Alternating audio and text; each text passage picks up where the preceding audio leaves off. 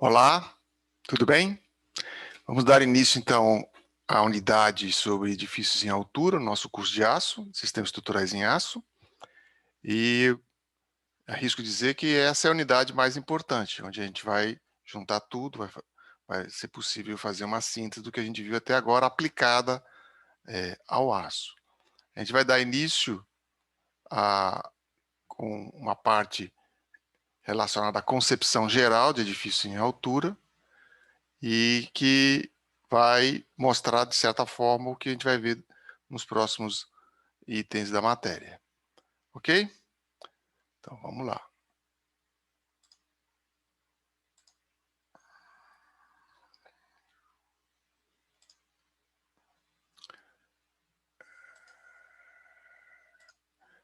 Bom, então, como dito, nós vamos apresentar agora as soluções típicas para edifício em altura em aço, e isso vai versar sobre forma de contraventamento, é um ponto fundamental na concepção de um edifício em altura, perfis estruturais e sistemas construtivos.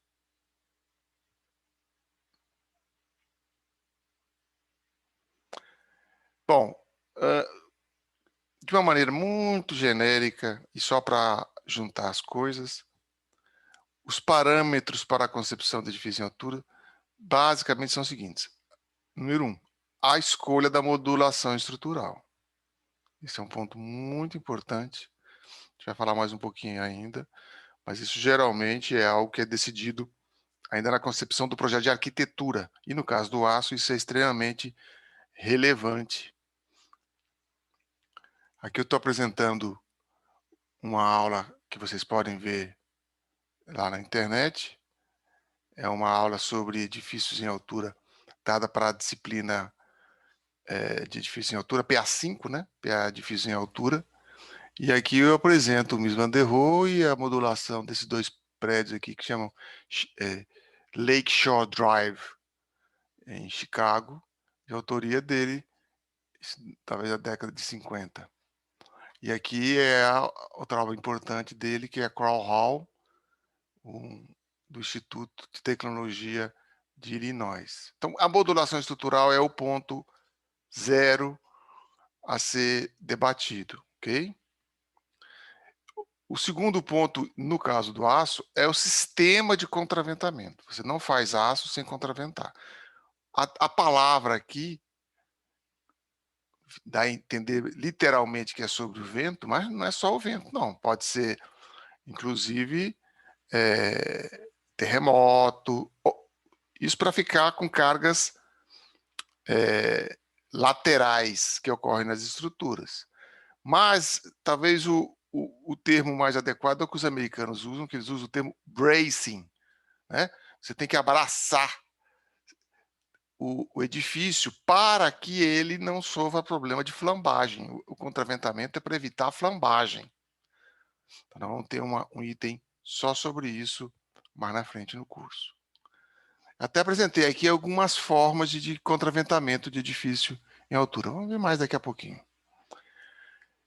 O terceiro ponto é o sistema de vigamento e de pavimento, ou seja, que tipo de vigamento metálico vai ser utilizado. Pode ser treliçado, pode ser PFSI, e também do que vai constituir o pavimento, laje, tipo de laje. Isso aqui está muito ligado ao sistema construtivo. Esses três pontos são importantíssimos do ponto de vista do sistema estrutural. Um quarto ponto que diz mais a arquitetura, mas também é importante na relação com as estruturas, é o sistema construtivo de vedações.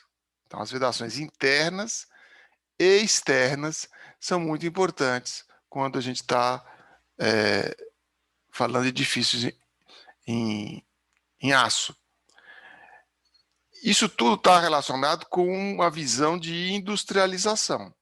Então, esse é o paradigma que a gente tem que buscar com o aço. O aço permite, de uma forma muito enfática, a industrialização da construção civil. Ok? Bom, então vamos falar um pouquinho mais desses 4 pontos. Então, seria modulação estrutural. A gente tem que ao conceber uma edificação em altura, tem que levar em conta qual é o sistema que possui mais limitações. E o sistema estrutural tem mais limitações. E eu queria enfatizar isso em relação, por exemplo, à flexibilidade do programa de arquitetura.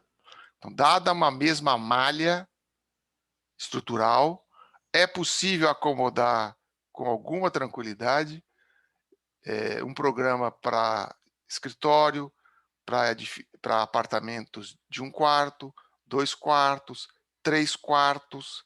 Então, a gente já tem experiência de ver os alunos mostrando a flexibilidade do programa de arquitetura em relação às limitações naturais do sistema estrutural. Então, aqui, inclusive, nessa aula lá, que está lá na internet, vou pôr o link depois para vocês, era um edifício em altura, e aqui embaixo tinha essa plataforma aqui, que era ou shopping, ou para comércio, ou garagem. Então, evidentemente que tem uma interação entre o edifício em altura e a parte que tem uma outra função arquitetônica importante de resolver. Então, isso é fundamental importância. Não basta jogar um módulo que atenda com flexibilidade o programa de arquitetura e fazer uma estrutura estressada, né? Com problemas. Dentre eles, um problema muito grande é a viabilidade econômica. Tomar cuidado com o módulo adotado, a gente vai ter vigas muito pesadas e a estrutura pode ficar antieconômica. E viabilidade estrutural também, porque dependendo do vão, você não consegue fazer vigas laminadas, que é o grande foco que a gente procura em edifícios que a gente vai tratar aqui. Sem falar da importância para a estrutura do modulação estrutural do controle do estado limite de utilização, vibrações e flechas, tá certo? Então, não adianta eu ter uma modulação que acomode a edificação em altura e depois, na prática, na realidade, vai ter que ser mudada porque essas outras questões são muito importantes também, ok? Então, sobre o sistema de contraventamentos, vamos dar uma pequena palhinha. Existem várias. São essas treliças de contraventamento. Aliás, a imagem inicial que a gente usou aqui de abertura, o arquiteto tirou partido do sistema de contraventamento em treliça na fachada. Então, são treliças que permitem edifícios bastante altos. Tá? Então, isso é um sistema bastante comum, um sistema em K, é um K deitado, né? Pórticos, também chamados de quadros rígidos, no final das contas, persistiu essa nomenclatura de pórticos. E o rígido aqui é um pouco de forçação de barra, porque a rigidez não é absoluta, né? Entre viga e pilar. Uma outra muito importante é usar núcleos de alvenaria armada, por exemplo, para circulação e instalações, em alvenaria armada ou concreto armado mesmo. Então, isso dá muita rigidez ao conjunto.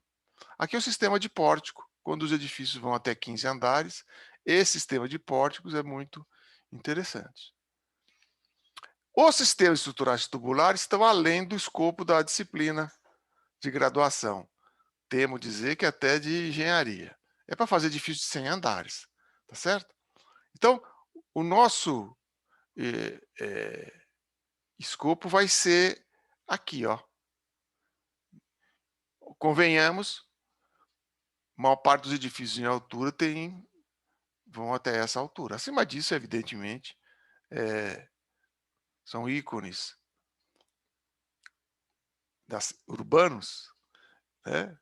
E evidentemente que para fazer um prédio desse, do ponto de vista de arquitetura, tem que fazer um mestrado ou um doutorado para aprender mesmo todos os problemas. Então não é o nosso objetivo, ok? Nosso objetivo é ficar até 20 andares, 30 andares no máximo, conceber e pré-dimensionar.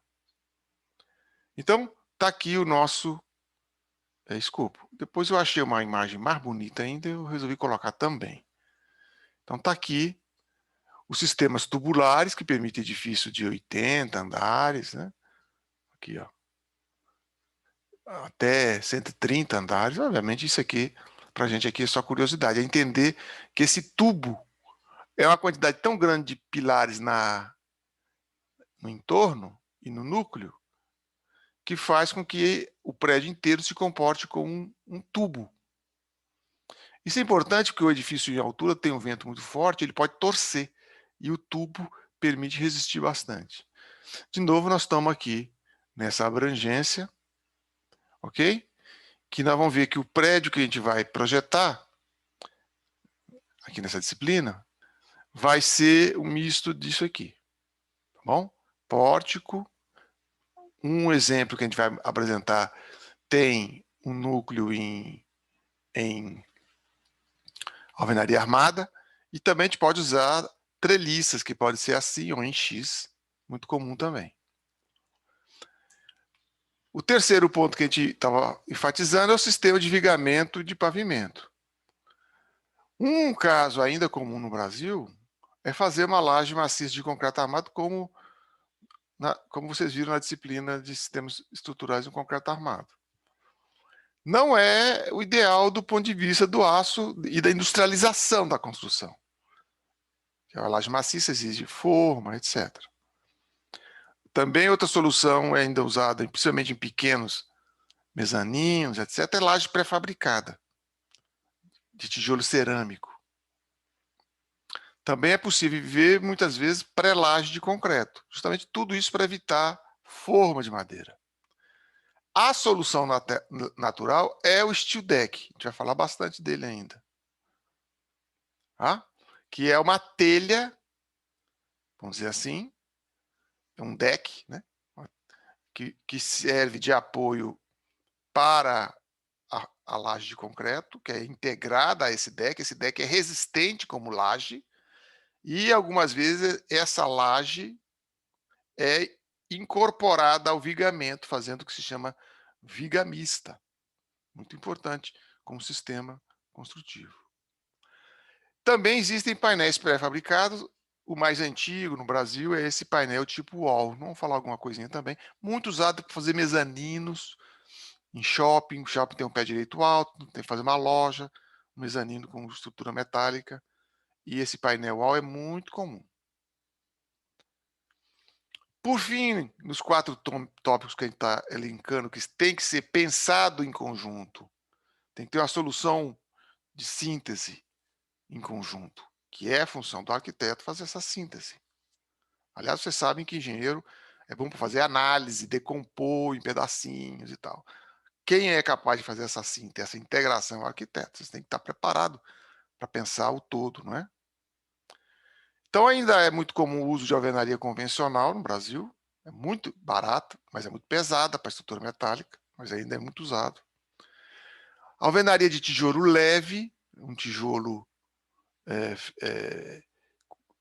aerado, né, muito leve, muito usado ainda. Tem vários edifícios que foram feitos com esse tipo de tijolo.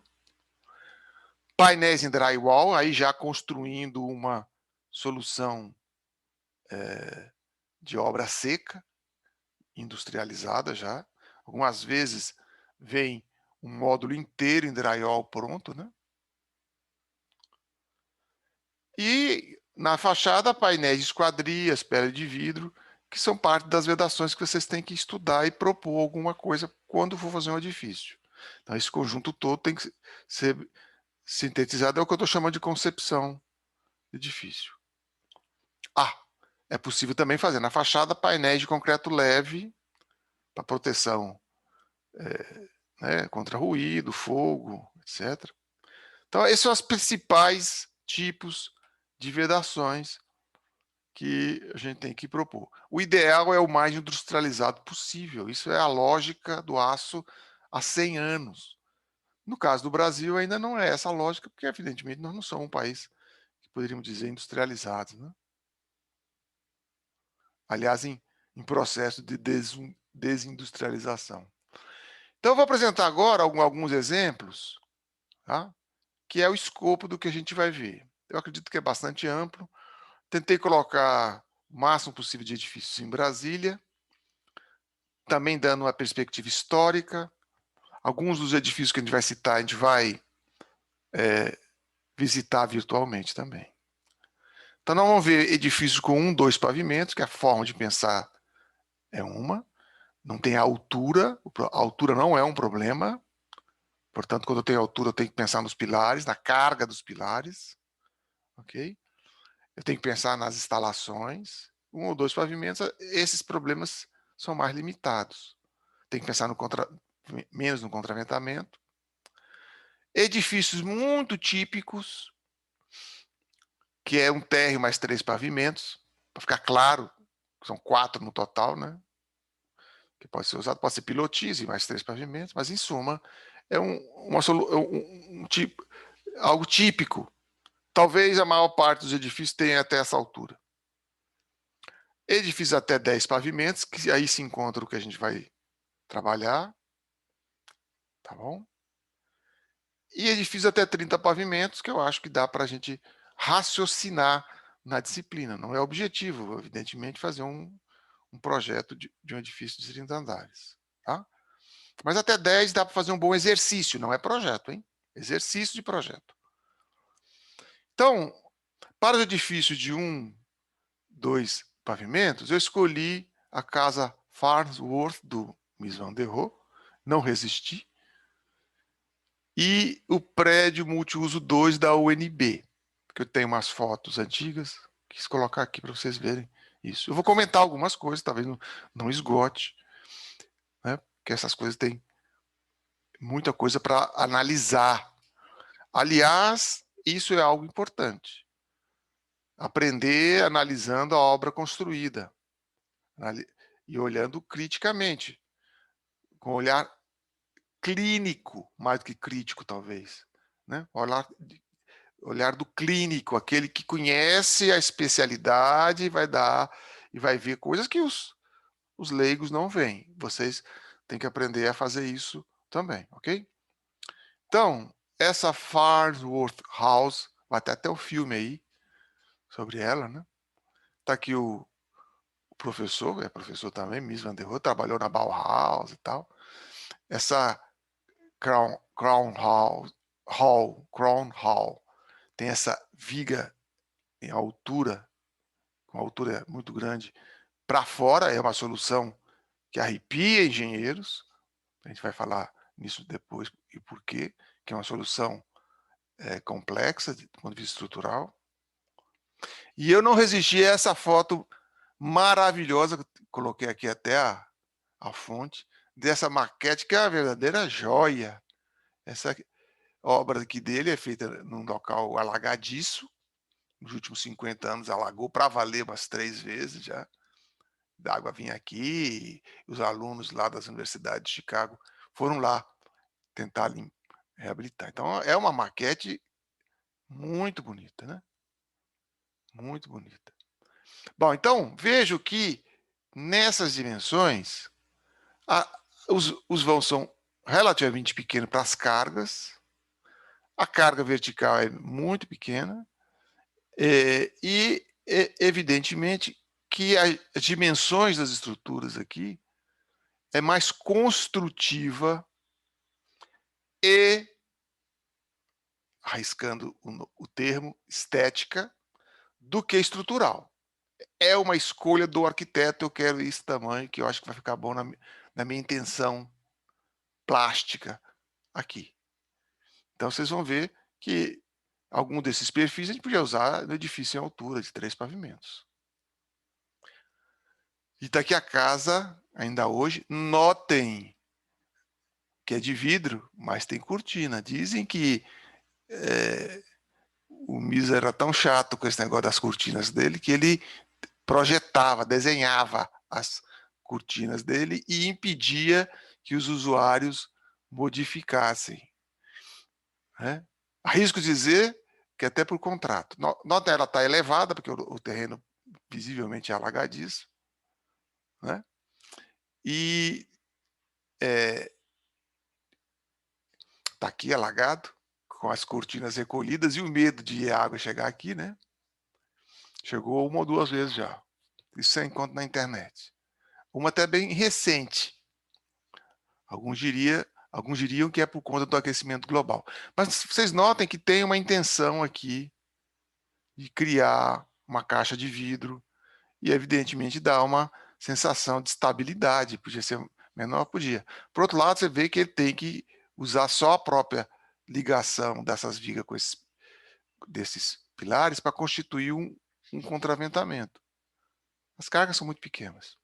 Aqui tem um esquema estrutural que são vigas muito próximas. Essa é uma tradição no aço. Vigas próximas para poder colocar a laje na outra direção. A laje descarrega nas duas vigas. E essas vigas descarregam como carga concentrada aqui, ó. Ok? Então essa é uma solução típica. E está aqui essa foto muito boa da época da construção, tendo aí o operário dando uma olhada. Note que eles usaram rebites aqui, ó, que não se usa mais. Até o final da década de 50 se utilizavam rebites, mas aqui é soldado, ó. Aqui é soldado e aqui tem rebite. Pode ser que seja parafuso já, mas eu não tenho certeza. Precisa conhecer mais. Bom, aqui está um detalhe, nota o perfil, é um perfil H. Aqui parece ter uma laje de forro. Percebam que entre as vigas tem uma laje de forro, não, do fundo, né? Por aqui entram as instalações, água, etc. E saem o resto dos efluentes, né? Então é pensado, tem um shaft aqui, certo? Para não aparecer em lugar nenhum. Obviamente ele não ia pôr uma caixa d'água aqui de jeito nenhum, né? Tá aqui o perfil branquinho para dar a ideia da limpeza. E aqui a impressão que dá é que eles ou fizeram um plug de solda ou lixaram o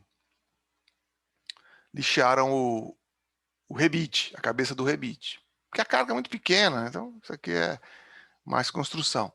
Eu achei essa gravura aqui na internet que diz que tinha um furo, um plug, que foi soldado. Tá? Aqui estão as dimensões, bastante grande, tá vendo? Que 12 polegadas, 10 polegadas é 25 centímetros, aqui tem 30 centímetros. Aqui é a simbologia de perfil americano, W, que é wide flange, já falamos sobre isso, tá? Perfil de aba larga. Aqui é um perfil U, lá eles chamam de channel, structural channel, tá vendo? 15 polegadas, inch. Então, mas em suma, essas obras tem que estudar. Aliás, já falei para vocês que vocês deveriam pensar em estudar Mies van der Rohe. A segunda obra nessa qualidade, 1, 2 pavimentos, é esse multiuso 2, aqui é o 2, esqueci de tirar aqui, é o 2, essa foto eu tirei na época da construção, isso foi em 89, se não me falha a memória. Tá? Então notem que tem esse ritmo aqui, vocês vão ver agora, são pórticos que vencem um vão até grande, tá? E nessa outra direção puseram essa viga aqui para travar. Então a lógica de contraventar a estrutura metálica é uma lógica que tem que iniciar na concepção do edifício. Isso aqui foi a autoria do professor Paulo Bica e outras pessoas. Ele agora é coordenador da PUC do Rio Grande do Sul. Há uns 15, 20 anos ele foi embora para lá. Ele foi professor até década de 90. E essa foto da construção também, óbvio, né? Então note que usaram tijolo cerâmico. Ah, malvado. E aqui também. Anote que aqui fizeram a prelagem. Tem um vigamento aqui, tem uma prelagem aqui também, que depois fizeram uma capa de concreto que dá até para ver um pedacinho aqui. Então notem aqui a ligação da viga com o pilar. Nós vamos ver mais na frente uma aula sobre isso. E isso caracteriza o pórtico, ou quadro, também chamado de quadro. E é rígido entre aspas, porque evidentemente que isso aqui trabalha, isso aqui faz isso aqui girar, né? O vão é bastante grande.